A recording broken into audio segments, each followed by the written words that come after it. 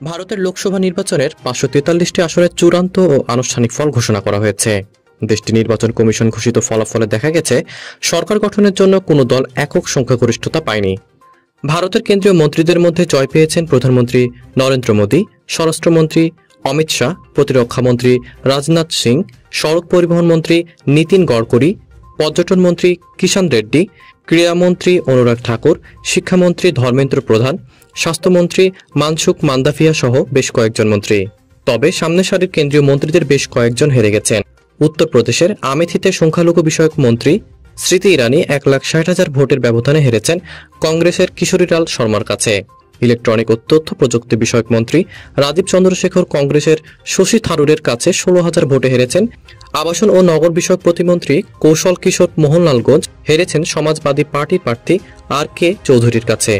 ভারী শিল্প বিষয়ক মন্ত্রী কেন্দ্রীয় মন্ত্রী মহেন্দ্রনাথ পাণ্ডে 21,000-এর বেশি ভোটের ব্যবধানে চান্দোলি লোকসভা আসনে হেরেছেন সমাজবাদী পার্টির বীরেন্দ্র সিংহের কাছে। কেন্দ্রীয় স্বরাষ্ট্র প্রতিমন্ত্রী অজয় মিশ্র টেনি, যার ছেলে 2021 সালের অক্টোবরে লখিমপুর খেরিতে সহিংসতার অভিযোগে গ্রেপ্তার হয়েছিলেন, তিনি লখিমপুর খেরি আসনে সমাজবাদী পার্টির উৎকর্ষ ভার্মার কাছে 34,000 ভোটে হেরেছেন। পশ্চিমবঙ্গের বাঁকুড়ায় হেরে গেছেন কেন্দ্রীয় শিক্ষা প্রতিমন্ত্রী সুভাষ সরকার। তৃণমূল কংগ্রেস প্রার্থী অরূপ চক্রবর্তীর কাছে প্রায় 33,000 ভোটে হারেন তিনি। কেন্দ্রীয় উপজাতি কৃষক মন্ত্রী এবং বর্তমান সাংসদ অর্জুন মুন্ডা ঝাড়খণ্ডের খুন্তি লোকসভা আসনে কংগ্রেস প্রার্থী কালীচরণ মুন্ডার কাছে প্রায় 1.5 লাখ ভোটের ব্যবধানে হেরেছেন। সার ও নবায়নযোগ্য জ্বালানি বিষয়ক কেন্দ্রীয় মন্ত্রী ভগবন্ত খুবা বিদ্রে কর্ণাটকের মন্ত্রী ঈশ্বর খন্ড্রের ছেলে সাগর খন্ড্রের কাছে হেরেছেন।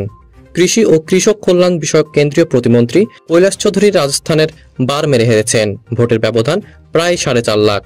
মৎস্য পশুপালন ও দুগ্ধ পালনের কেন্দ্রীয় প্রতিমন্ত্রী এল মুরুগান পরাজিত হয়েছেন তামিলনাড়ুর নীলগিরিশ আসনে। কোচবিহার লোকসভা আসনে বিজেপির নেতা ও কেন্দ্রীয় স্বরাষ্ট্র প্রতিমন্ত্রী নিশীথ প্রামাণিক টিএমসির জগদীশ চন্দ্র বসুনিয়ার কাছে 39,000 ভোটে হেরেছেন।